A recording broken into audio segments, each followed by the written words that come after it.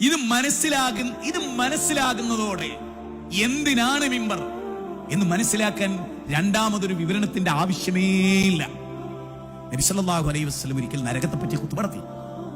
അസാമാന്യമായ കരച്ചിൽ നബി സല്ലല്ലാഹു അലൈഹി വസല്ലം. സഹാബത്ത് മുഴുവനും കരഞ്ഞു. അന്ന് ജമാഅ നിസ്കരിച്ചു.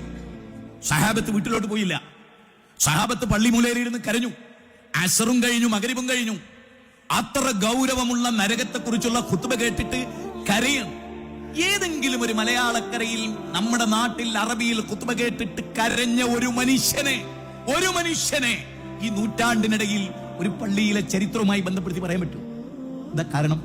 നിങ്ങൾ ചിന്തിച്ചു. നമ്മുടെ മക്കൾ കേടുവന്നതിൽ, നമ്മുടെ മക്കൾ കഞ്ചാവിന് അടിമപ്പെടുന്നതിൽ, നമ്മുടെ മക്കൾ പുകവലിക്കുന്നതിൽ, നമ്മുടെ മക്കൾ സ്വവർഗരതിയിൽ ഏർപ്പെടുന്നതിൽ, നമ്മുടെ മക്കൾ പ്രേമിച്ചു പോകുന്നതിൽ, നമ്മുടെ മക്കൾ കൊള്ളക്കാരും തമ്മാടികളുമായതിൽ ഉസ്താദുമാരുടെ പങ്ക് ലോകത്ത് തള്ളിക്കളയാനാവാത്തതാണ്.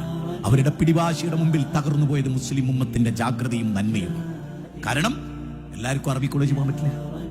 ഇവിടെ എഞ്ചിനീയർ വേണം, ഇവിടെ ഡോക്ടർ വേണം, ഇവിടെ റോഡ് പണി എടുക്കുന്നതും വേണം, ഇവിടെ തെങ്ങുമ കയറുന്നതും വേണം, ഇവിടെ മീൻ വിൽക്കുന്നതും വേണം, ഇവിടെ മീൻ പിടിക്കാൻ പോകുന്നതും വേണം.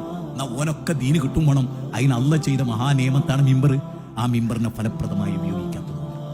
ഇവിടെ ഞാൻ പറഞ്ഞതിന്റെ ചുരുക്കം എന്നറിയോ?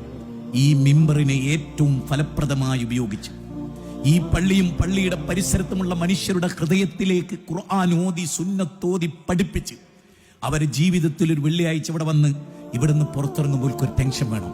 നാഥാ, ഇന്ന് കേട്ടതനുസരിച്ച് ജീവിക്കാൻ പടച്ചോനെ എനിക്ക് തൗഫീക്ക് തരണേ എന്ന ഒരു വല്ലാത്ത ഉൾവിളി അവന്റെ ജീവിതത്തിലുണ്ടാകും. അതിനുവേണ്ടിയാണ്. അത് വളരെ ഗൗരവമായി നമ്മൾ മനസ്സിലാക്കേണ്ടതുമാണ്. നോക്കൂ, കേരളത്തിലെ എല്ലാ മിമ്പറുകളിലും ഖുർആൻ ഓതിയിട്ട് ജനങ്ങളുടെ ഭാഷയിലാണ് സംസാരിക്കുന്നതെങ്കിൽ എന്തുമാത്രം മാറ്റം ഉണ്ടാകുമായിരുന്നു ഈ കേരളക്കാർ. ഒന്ന് സ്വപ്നം കണ്ടു നോക്കി നിങ്ങൾ. മാത്രമല്ല, നമ്മുടെ മിമ്പറിൽ മലയാളത്തിൽ ഖുത്ബ നടക്കുന്ന ചില പ്രസ്ഥാനങ്ങളുടെ പള്ളി പോലും രാഷ്ട്രീയം മാത്രമായി മാറുന്ന അതീവ ദയനീയമായ ഒരവസ്ഥ.